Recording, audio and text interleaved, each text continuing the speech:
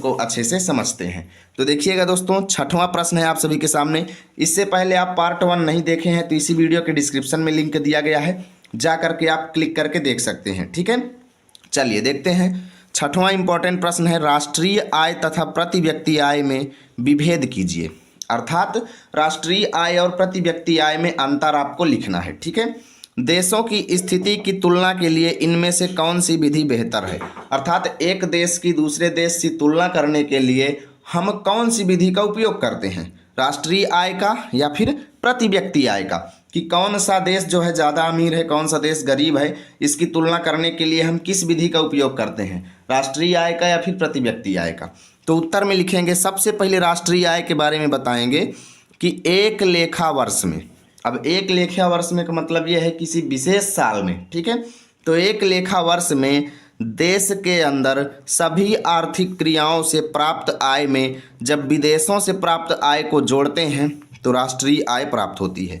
यानी एक किसी विशेष साल में देश में सभी स्रोतों से कितनी कमाई हुई है, उस कमाई में जब विदेशों से हुई कमाई को भी जोड़ा जाता है तो जो आय प्राप्त होती है उसको राष्ट्रीय आय कहते हैं। ठीक है भाई, उसके बाद लिखेंगे प्रति व्यक्ति आय, और इसमें लिखेंगे एक देश के सामान्य निवासियों द्वारा अर्जित आय को प्रति व्यक्ति आय कहा जाता है। जैसे हम और आप लोग रह रहे हैं, ठीक है, और हम लोग कितनी अर्निंग करते हैं, ये जो होती है इसको प्रति व्यक्ति आय कहा जाता है। ठीक है, यानी जिन देशों के लोगों की प्रति व्यक्ति आय कम होगी, लोगों का जीवन स्तर भी अच्छा नहीं होगा, क्योंकि भाई लोगों की कमाई कम होगी तो स्थिति भी अच्छी नहीं होगी, और ऐसे देश को विकसित देश नहीं माना जाएगा। ठीक है, और आगे लिखेंगे, अगला यहाँ पे पूछा गया था कि देशों की स्थिति की तुलना के लिए कौन सी विधि बेहतर है। तो भाई उस पैराग्राफ को पूरा छोड़ देंगे और नए पैराग्राफ से लिखेंगे, दो देशों के बीच तुलना करने के लिए कुल आय एक उपयुक्त मात्रक नहीं है। भाई क्यों? ना तो राष्ट्रीय आय से हमें क्लियर जानकारी मिल सकती है, ना तो प्रति व्यक्ति आय से। इसलिए दो देशों की तुलना करने के लिए किया क्या जाता है कि दोनों का औसत निकाला जाता है, यानी राष्ट्रीय आय और प्रति व्यक्ति आय का औसत। भाई इसलिए पर्याप्त नहीं है क्योंकि विभिन्न देशों में जनसंख्या अलग अलग होती है, इसीलिए औसत आय का उपयोग किया जाता है। भाई किसी की ज़्यादा कमाई है, किसी की कम कमाई है, तो इसीलिए क्या किया जाता है कि औसत एवरेज निकाल लेते हैं और इससे देश की आय का पता चल जाता है। ठीक है, तो ये था आपका पहला इंपॉर्टेंट प्रश्न, स्क्रीनशॉट ले लीजिए, कहीं से भी कॉपी किया गया आंसर नहीं है, इसे मैंने खुद से सरल शब्दों में लिखने की कोशिश किया है ताकि आप लोग आसानी से याद कर सकें। सातवां इंपॉर्टेंट क्वेश्चन है दोस्तों, विदेशी व्यापार से आप क्या समझते हैं। विदेशी व्यापार को अनुकूल बनाने के लिए कोई दो सुझाव आपको देना है। चलिए भाई उत्तर देखते हैं। तो लिखेंगे, विदेश व्यापार लंबे समय से अलग अलग देशों को परस्पर जोड़ने का मुख्य साधन रहा है। सबसे पहले बताएंगे कि विदेशी व्यापार आखिर है क्या। तो यहाँ पे लिखा गया है कि भाई विदेशी व्यापार जो है अलग अलग देशों को आपस में जोड़ने का एक साधन रहा है। ठीक है, जब एक देश से दूसरे देशों में वस्तुओं का आदान प्रदान होता है तो ऐसे व्यापार को विदेश व्यापार कहते हैं। आगे लिखेंगे, विदेश व्यापार को अनुकूल बनाने के लिए सुझाव हम अगले इसमें देखेंगे। ठीक है, लिखेंगे विदेश व्यापार घरेलू बाजारों अर्थात अपने देश के बाजारों से बाहर के बाजारों में पहुंचने के लिए उत्पादकों को एक अवसर प्रदान करता है। यानी विदेश व्यापार के जरिए एक देश के लोग दूसरे देश में भी अपनी चीज़ों को पहुंचा सकते हैं और वहां पर सेल करके अर्निंग कर सकते हैं। ये होता है विदेश व्यापार। उसके बाद विदेश व्यापार को अनुकूल बनाने के लिए कोई दो सुझाव हमको देना है। तो लिखेंगे, विदेश व्यापार को अनुकूल बनाए रखने के लिए हमें प्रत्येक विदेशों के साथ आपसी संबंध को मजबूत रखना चाहिए। भाई कोई भी देश हो उसके साथ हमारा आपसी कनेक्शन जो है वो मजबूत रहना चाहिए। साथ ही दोनों देशों के किसी भी प्रोडक्ट पर आयात और निर्यात शुल्क नहीं लगाना चाहिए, यानी टैक्स ना लगाएं तो व्यापार में ज़्यादा आसानी होगी। आगे लिखेंगे, ताकि वैश्वीकरण की प्रक्रिया बलवती हो सके और विदेश व्यापार सुगमतापूर्वक चलता रहे। वैश्वीकरण की प्रक्रिया मतलब सभी देशों का आपस में मिलने की प्रक्रिया जो है वो मजबूत होती रहे और विदेश व्यापार आसानी से चलते रहें। तो भाई आप लोग इस प्रश्न का भी स्क्रीनशॉट ले लो ताकि भविष्य में आप एग्जाम टाइम में रिवीजन करेंगे तो ज़्यादा आसानी होगी।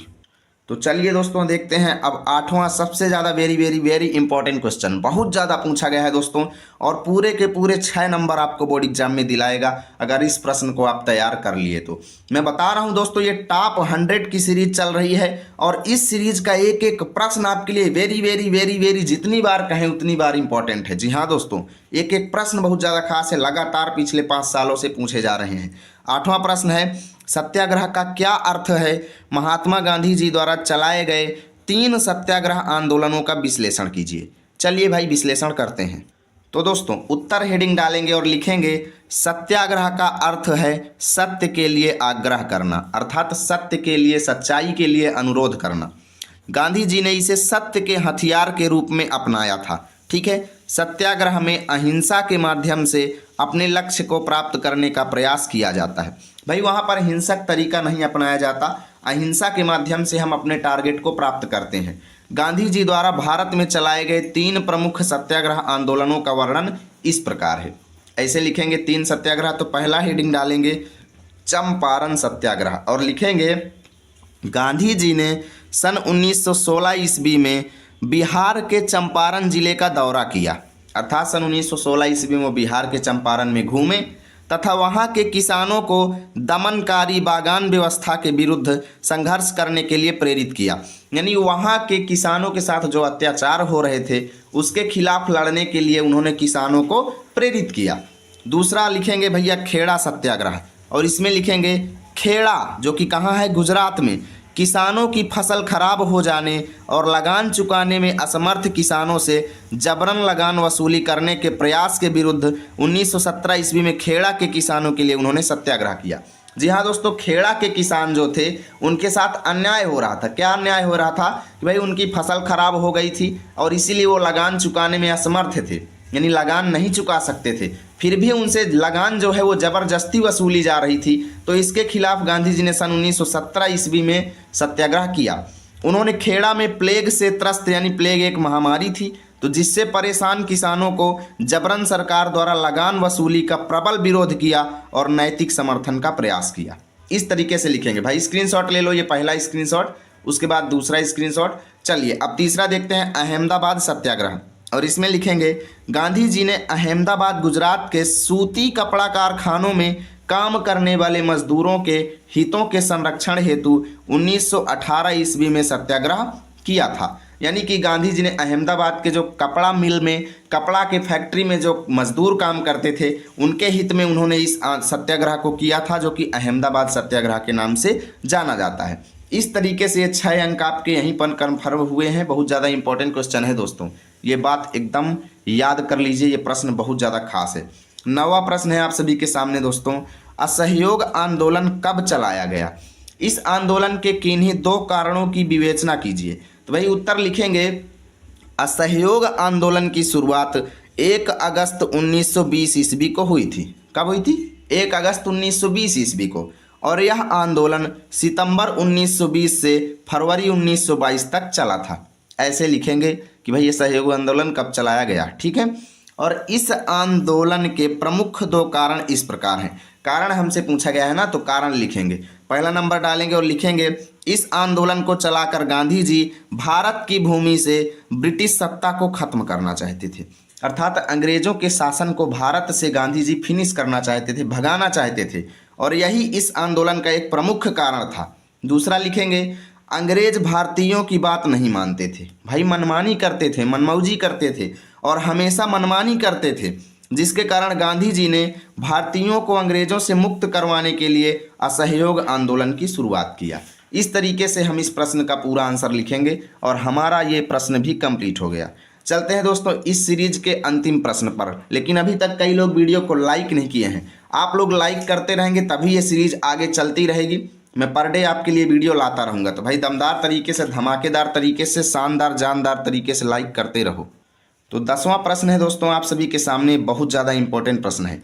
ये आपका पॉलिटी से लिया गया है और इसमें लिखा गया है भारतीय समाज में जाति प्रथा अभी भी प्रचलित है। भाई जाति प्रथा अभी भी प्रचलित है, इसके आखिर क्या कारण है और इसको समाप्त करने के 2 उपाय आपको बताने हैं।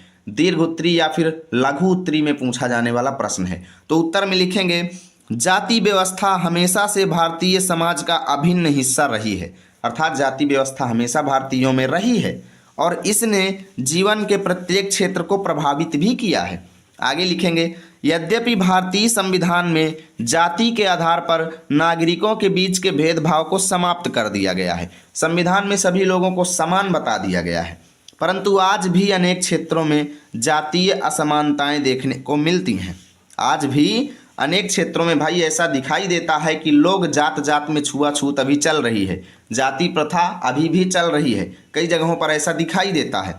अस्पृश्यता मतलब एक दूसरे को ना छूने वाला, जो कहते हैं वो मुझसे नीच है वो मुझे नहीं छुएगा, ठीक है, तुम मुझसे नीचे हो तुम मुझको नहीं छू सकते हो, इसको कहते हैं अस्पृश्यता। यानी अस्पृश्यता जो जातिवाद का सबसे घिनौना रूप है भाई, को संविधान द्वारा समाप्त कर दिया गया है और किसी भी रूप में इसका प्रयोग दंडनीय अपराध घोषित किया गया है। परंतु कई स्थानों पर विशेष रूप से ग्रामीण क्षेत्रों में यह आज भी चल रहा है। भाई ग्रामीण क्षेत्रों में तो जाति प्रथा आज भी चल रही है। आज भी अधिकतर लोग अपनी ही जाति के अंदर विवाह करते हैं तथा संबंध स्थापित करते हैं, जबकि संविधान में सभी लोगों को समान बता दिया गया है, यानी कोई भी व्यक्ति किसी भी व्यक्ति के साथ विवाह कर सकता है। अब लिखेंगे जाति प्रथा के कारण, और इसमें लिखेंगे दोस्तों कि भारत में राजनैतिक नेता तथा राजनैतिक दल जाति प्रथा को बढ़ावा देने के लिए काफ़ी हद तक उत्तरदायी हैं। यानी राजनैतिक नेता लोग जो हैं और राजनैतिक दल के लोग जो हैं वो जाति प्रथा को बहुत ज़्यादा बढ़ा रहे हैं। कुछ लोगों की सोच भी जाति प्रथा को बढ़ावा देने के लिए उत्तरदायी हो सकती है। यानी कुछ लोगों की सोच क्या होती है कि भाई हम अपने ही जात के लोगों को वोट देंगे, जबकि उनको क्या सोचना चाहिए कि भाई हम उसको वोट देंगे जो उचित नेता होगा, है ना। यानी राजनीति भी जाति प्रथा को बढ़ाने में बहुत ज़्यादा सहायता कर रही है। आगे लिखेंगे जाति प्रथा को रोकने के उपाय, और इसमें लिखेंगे जाति प्रथा को रोकने के लिए हम सबको आपस में मिलजुल कर रहना चाहिए तथा यह समझना चाहिए कि सभी व्यक्ति एक समान हैं। ऊंच नीच और छुआछूत की भावना को त्याग देना चाहिए। साथ ही वोट अपने पसंद के उम्मीदवार को देना चाहिए, ना कि अपने जाति के उम्मीदवार को। ठीक है दोस्तों, इस तरीके से आज का ये पार्ट भी फिनिश हुआ। इस सीरीज का तीसरा वीडियो आपको कल मिलेगा। हम थोड़ा थोड़ा ही पढ़ेंगे लेकिन रेगुलर पढ़ेंगे। रेगुलर पढ़ाई जाने वाली चीज़ दोस्तों सीधा आपके दिमाग में चली जाती है, और इकट्ठा एक दिन में पढ़ेंगे तो कुछ भी याद नहीं होगा। इसलिए मैं जितना पढ़ा रहा हूँ आप लोग स्क्रीनशॉट लेके अपनी कॉपी पर नोट करते जाइए। पर डे 5-5 प्रश्न पढ़ेंगे, कोई ज़्यादा नहीं है दोस्तों। बहुत आसानी से हम इसको 20 से 25 दिन में ही फिनिश कर देंगे। उम्मीद करता हूँ वीडियो आपको अच्छा लगा होगा। प्लीज़ वीडियो को